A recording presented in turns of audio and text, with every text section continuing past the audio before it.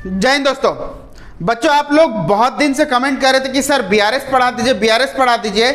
आज हम लोग पढ़ेंगे बैंक रिकंसिलिएशन स्टेटमेंट, मतलब बीआरएस जो है एग्जैक्टली ये है क्या, बनता कैसे है। सबसे पहले एक काम करो, आप लोग ये 7 पॉइंट जो है इसे अपने कॉपी में नोट डाउन कर लो या फिर आप लोग स्क्रीनशॉट ले लो। ले लिए तो अभी सबसे पहले हम लोग ये पढ़ेंगे कि बीआरएस हम लोग बनाते क्यों हैं और बीआरएस बनता कैसे है। देखो, तो तुम लोग यहाँ पे कैश बुक पढ़े थे, ठीक है, और तुम्हारा बिजनेस का अकाउंट बैंक में होगा, उसका पासबुक। क्या ये दोनों का अकाउंट बैलेंस इक्वल है क्या? मान लो इसमें 1 लाख रुपया है हमारा और पासबुक में 90,000 रुपया शो कर रहा है, तो क्या यह सही है? नहीं है। तो अभी हम लोग क्या करेंगे कि हम एरर्स को ढूंढेंगे कि हमारा एरर कहाँ पे हुआ, मतलब गलतियां कहाँ पे हुआ, वो चीज़ें अभी हम लोग को देखना है। ध्यान हमें ये देना है कि ये 1 लाख या तो सही है या 90,000 या तो सही है, तो ये दोनों को हम लोग को बैलेंस करना है। यही हमारा बैंक रिकंसिलिएशन स्टेटमेंट होता है, ठीक है। तो इसमें हमें ज़्यादा कुछ देखना नहीं होता, ये 7 पॉइंट को देखना होता है। तो बीआरएस बनाने के समय ना हम लोग को सबसे इंपॉर्टेंट चीज़ क्या देखना होता है पता? वो है डेट। मान लो यहाँ पे एंडिंग डेट, जो साल का एंडिंग डेट होता है, मान लो 31 दिसंबर 2008 दिया गया है, ठीक है। ये जितना पॉइंट है ना, अगर इसके बाद होगा तो ही बैंक रिकंसिलिएशन स्टेटमेंट होगा। देखो, जैसे मान लो पहला पॉइंट दिया गया है ना, check issued but not presented for payment, तो इसमें हम लोग यहाँ पे क्या लिखे? ऐड करना। कब करेंगे? चेक इशू किया है लेकिन प्रेजेंट नहीं हुआ है। प्रेजेंट नहीं हुआ मतलब लो ये 28 दिसंबर को 2008 को चेक इशू हुआ है, लेकिन अगर इस डेट के अंदर अगर प्रेजेंट हो जाता है तो इस क्वेश्चन में इस चीज को हम लोग लिखेंगे ही नहीं। लिखेंगे कब? जब इस डेट को पार कर जाएगा तभी लिख पाएंगे, अदरवाइज बैंक रिकंसिलिएशन स्टेटमेंट में हमें कुछ भी नहीं करना होता है। कब करना होता है? जब हमारा एंडिंग डेट पार कर जाए, मतलब ट्रांजैक्शन तो अभी हम लोग किए हैं, ठीक है, लेकिन वो ट्रांजैक्शन शो कब हो रहा है? हमारा एंडिंग डेट के बाद, तभी ये सब चीजें अभी हम लोग करेंगे, नहीं तो अदरवाइज हम लोग नहीं करेंगे। क्लियर हो रहा है बच्चों? सबसे पहला ये दिया गया कि cheque issue but not presented for payment, तो इसमें क्या करना है हमें? इसमें हमें ऐड करना है। क्यों ऐड करना अभी ये देखेंगे। देखो, cheque issue but not presented for payment, इसका मतलब क्या होता है? इसका मतलब ये होता है कि देखो, ये है तुम्हारा कैश बुक और ये है तुम्हारा पासबुक। मान लो दोनों में इक्वल तुम्हारा 50,000 बैलेंस है, ठीक है। अगर मान लो 50,000 आपका बैलेंस है, चेक इशू किए, कौन किए? हम लोग किए चेक इशू, किसी के नाम पे किसी को चेक दिए, ठीक है। चेक जैसे दिए लेकिन वो प्रेजेंट नहीं हुआ पेमेंट के लिए। इसका मतलब क्या है? मान लो हम लोग किसी को चेक दे रहे हैं, मान लो 5,000 रुपया का है, तो हम लोग अपना कैश बुक में क्या करेंगे? कैश बुक में ये करेंगे कि हम लोग के पास से 5,000 चले गया है, तो हमारे पास बैलेंस क्या हो गया? 45,000 रुपया। समझ में आ रहा है? तो हम लोग के पास अगर 45,000 रुपया हो गया है तो क्या पासबुक में भी 45,000 होना चाहिए? देखो यहाँ पे क्या लिखा है? Check issued but not presented for payment. अभी तक बैंक में जिसे हम लोग दिए थे चेक, वो बैंक में लेके गया नहीं है, तो हमारे अकाउंट से कटा ही नहीं पैसा। तो यहाँ पे हम लोग को ध्यान क्या देना है कि हमारे पासबुक में अभी भी 50,000 रुपया शो कर रहे हैं। तो इस वक्त हम लोग क्या करेंगे? क्वेश्चन में क्या बोलेगा? क्वेश्चन में ये बोलेगा कि कैश बुक को पासबुक के साथ हम लोग को सेटल करना है, तभी हम लोग क्या करेंगे? यहाँ पे ऐड कर देंगे। देखो 45,000 है, हमें इसके बैलेंस से मिलाने के लिए क्या करना पड़ेगा? 5,000 रुपया हमें क्या करना पड़ेगा? प्लस करना पड़ेगा, तभी 45,000 हमारा 50,000 बनेगा। तो ये हुआ हमारा पहला पॉइंट। सेकंड पॉइंट हमारा क्या है? Check deposited into bank but not yet cleared, ठीक है। इसमें हम लोग क्या करेंगे? लेस। देखते हैं क्यों लेस करेंगे।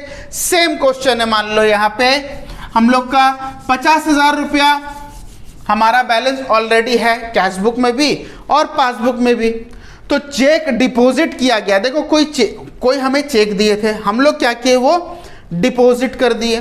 तो जैसे ही डिपॉजिट किए, मान लो 10,000 रुपये का चेक दिए थे, तो वो 10,000 रुपया हम लोग जैसे ही डिपॉजिट किए तो हमारा बैलेंस कितना हो गया, हमें ये लगा कि हमारे बैंक अकाउंट में आ जाएगा, तो हम लोग अपना कैशबुक में क्या किया, उसे 60,000 लिख दिए। समझ में आ रहा है, 60,000 लिख दिए। और लेकिन बैंक वाले क्या किए, उसे क्लियर अभी तक किए ही नहीं है, तो मतलब हमारे अकाउंट में आया ही नहीं पैसा। समझ में आ रहा है ना। तो ठीक उसी तरीका से यहाँ पे फिर कितना हो जाएगा, हमारा बैंक में बैलेंस कितना है, 50,000 ही रहेगा। तो हमें 60,000 को 50,000 करने के लिए क्या करना पड़ेगा, हमें 10,000 रुपया माइनस करना पड़ेगा। देखो यहाँ पे लेस लिखे हैं कि नहीं, क्लियर हो रहा है। पॉइंट सेकंड खत्म हो गया। Point third, interest credited by the bank. इसका मतलब क्या है, इसका मतलब यह है कि बैंक क्या किया, हमारे अकाउंट में इंटरेस्ट क्रेडिट किया। इसका मतलब क्या है, हमारे बैंक में पैसे वो इंटरेस्ट के नाम पे डाल दिए। कौन, बैंक। मान लो 500 रुपए, 500 रुपए डाल दिए, जो कि हम लोग को पता नहीं है कि 500 रुपए हमारे अकाउंट में आ गए। तो बैंक का बैलेंस हमारा कितना हो जाएगा, 50,500 रुपए। हम लोग को तो पता है नहीं कि हमारे बैंक में पैसे आ गए, लेकिन हमारा कैशबुक में कोई भी इफेक्ट हम लोग किए क्या, नहीं किए, क्योंकि हम लोग को पता ही नहीं कि हमारे अकाउंट में 500 रुपए आ गए।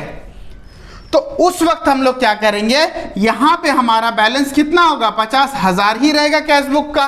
तो इस वक्त हम लोग क्या किए, कैशबुक से पासबुक हम लोग बैलेंस करने के लिए 500 रुपया क्या किए, देखो ऐड किए हैं।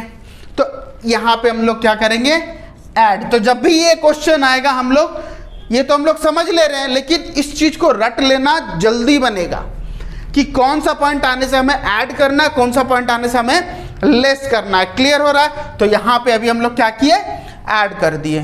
क्लियर। पॉइंट 4 है हमारा इंटरेस्ट चार्ज, या फिर डेबिटेड लिखा होगा बाय बैंक। अभी देखो हम लोग क्या किए, यहां पे बैंक जो हमारा है वो हमारा इंटरेस्ट चार्ज कर लिया। मान लो 500 रुपया हमारे अकाउंट से इंटरेस्ट के नाम पे काट लिया, तो बैंक में हमारा बैलेंस कितना हो जाएगा, 49,500 है कि नहीं। लेकिन हमारा कैशबुक में कितना बैलेंस है, अभी भी 50,000 है। क्यों, क्योंकि हमें पता ही नहीं कि हमारा अकाउंट में 500 रुपया कम हो गया। समझ में आ रहा है ना।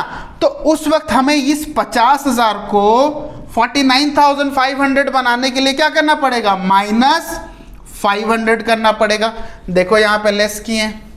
क्लियर। तो यहाँ पे देखो कुछ भी चीज आए, यहाँ पे हम लोग को ये देखना है कि वो इंटरेस्ट हो, चाहे वो मान लो हमारे अकाउंट में डिविडेंड आ गया हो, या किसी भी नाम का पैसा आ गया हो, तो हम लोग सेम यही चीज करें कि हमारे पास अगर पैसा आया या पैसा गया, पैसा अगर आने से हम लोग क्या होगा, बैंक का पैसा बढ़ जाएगा, तो जिससे हम लोग क्या करेंगे, हम लोग अपना कैशबुक का बैलेंस को बढ़ा देंगे, मतलब ऐड कर देंगे। अगर घट जाता है तो अभी हम लोग क्या करेंगे, लेस करेंगे। क्लियर हो रहा है।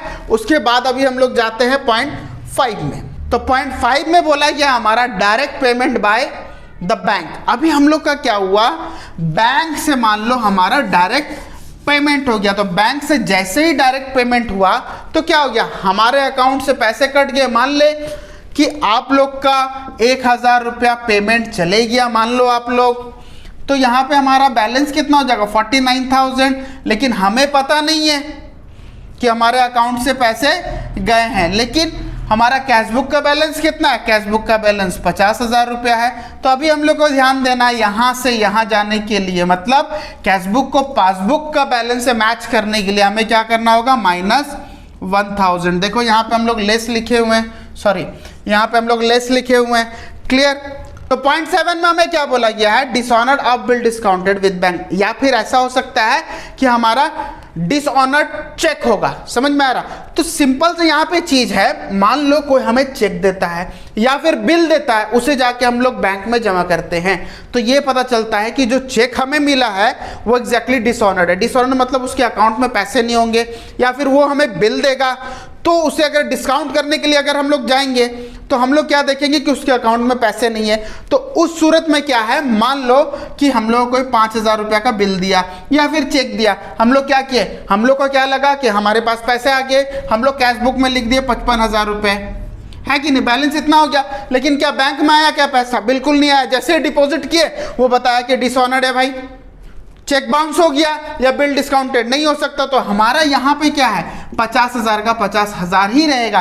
तो 55,000 से 50,000 जाने के लिए हम लोग क्या करना पड़ेगा, 5000 करना पड़ेगा। देखो यहाँ पे हम लोग लेस लिखे हैं कि नहीं, तो ये 7 पॉइंट है। इस 7 पॉइंट को आप अगर कर लिए तो आपका बीआरएस में कभी भी गलत नहीं होगा। इस 7 पॉइंट को आप लोग रट लो, समझ लो। देखो सर ये सब चीज हम लोग कर क्यों रहे हैं, देखो आज के डेट में ये पॉसिबल नहीं है, लेकिन पहले क्या होता था, पहले ये होता था कि हमारे अकाउंट में पैसे आ जाए या हमारे अकाउंट से पैसे कट जाए तो हमें पता नहीं चलता था। आज तो सारा स्टेटमेंट हमारे फोन में रहता है, तो ये चीज पॉसिबल है ही नहीं कि आज के डेट में बैंक रिकॉन्सिलेशन ज़्यादा करना पड़ेगा। रिकॉन्सिलेशन के लिए थोड़ा बहुत हम लोग को प्रॉब्लम होता है आज के डेट में, लेकिन पहले ये बहुत ज़्यादा प्रॉब्लम था जिसकी वजह से बैंक रिकॉन्सिलेशन स्टेटमेंट बनता था। तो आप लोग फिलहाल इसे अभी देखो समझो, जब आप लोग बैंक रिकॉन्सिलेशन स्टेटमेंट का प्रैक्टिकल बनाएंगे ना, आपका यही 7 चीज़ें आएंगे। तो ये 7 पॉइंट जो है आप लोग समझ लो, रट लो, खा जाओ, जो करना है करो। ये 7 पॉइंट आपको ढंग से समझना है। अगर ढंग से कर लिए आप लोग, आपका बीआरएस में कभी भी गलत नहीं होगा, इस चीज को याद रखना। और तो हम लोग नेक्स्ट क्लास से ही बीआरएस का प्रैक्टिकल स्टार्ट कर देंगे। तब तक ना तुम लोग ये 7 पॉइंट को अच्छे से समझो, जो जो पॉइंट बताया गया है कि कब ऐड होता, कब लेस होता, क्यों ऐड होता है, क्यों लेस होता है, इस चीज को आप लोगों डीपली समझो। तो जब तक हमारा न्यू वीडियो नहीं आ जाता प्रैक्टिकल का, तब तक फिलहाल आप लोग इसे पढ़ लो बे। तब तक स्टे ट्यून एंड जय हिंद।